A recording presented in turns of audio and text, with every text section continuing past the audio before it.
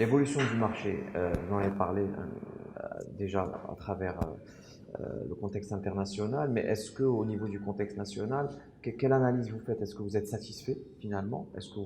Ou est-ce que... Alors, donc sur le marché, il y a encore un potentiel important au Maroc.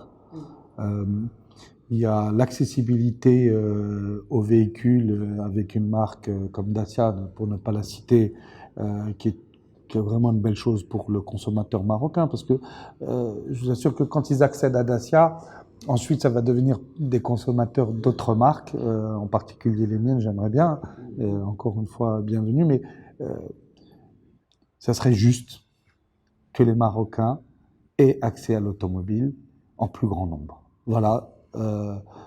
Et peut-être électrique avec une transition durable. Ça va arriver, ça devrait le faire. Il n'y a pas de raison que ça ne le fasse pas. Donc, c'est un marché qui est décevant. On n'a pas retrouvé le niveau de 2018, alors que dans les pays européens, ils ont retrouvé leur niveau de 2019.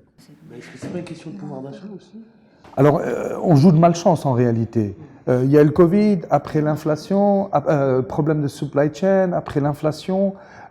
Effectivement, quand vous avez un budget serré et que le poste alimentaire constitue 40% de vos dépenses et que celui-là même a augmenté de 10,5% pour reprendre le dernier chiffre, et vous avez d'autres préoccupations que d'acheter une voiture. Ensuite, donc, ils se rabattent sur l'occasion ou sur d'autres moyens de mobilité. C'est ça qui fait que le marché... ensuite, on a un renchérissement également des taux d'intérêt. Il faut savoir qu'une voiture sur deux est payée avec un crédit et que l'apport initial, il est plutôt aux alentours de 35-40%. Donc 60% de 50%, c'est le marché, c'est dépend du crédit. Le crédit, la répercussion des taux qu'on a constaté de la Banque centrale n'a pas été répercutée encore dans le crédit à la consommation, partiellement. Mais quand vous avez un crédit qui augmente de 1 point sur 8 ou 10, ça fait que vous avez un renchérissement aussi de votre coût d'acquisition de 10% dans 30%. Donc, bon, je ne veux pas rentrer dans les maths, sinon on va perdre nos auditeurs, mais globalement, voilà. Ensuite, renchérissement des hydrocarbures.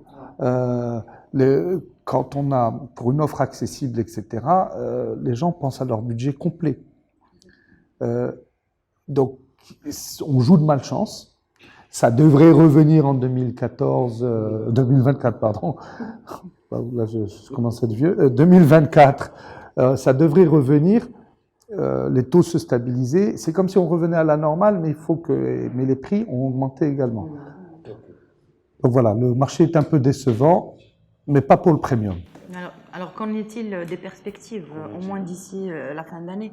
On a dit on va 160 000. Stable, à mon avis, stable d'ici la fin de l'année, comme 2021, ce qui n'est pas bon parce qu'on avait beaucoup de trous dans l'offre. Et en 2024, on vient d'avoir une réunion avec l'EVAM et les membres de l'EVAM. On voit une croissance entre 0 et 5% encore, justement à cause de tous ces freins que je viens de citer. Et aussi le renchérissement des voitures qui est lié aux normes anti-pollution que sont l'Euro 6, qui renchérissent le coût de l'automobile de 600 à 800 € en fonction des gammes, des segments et même des constructeurs, on en est tous au même niveau.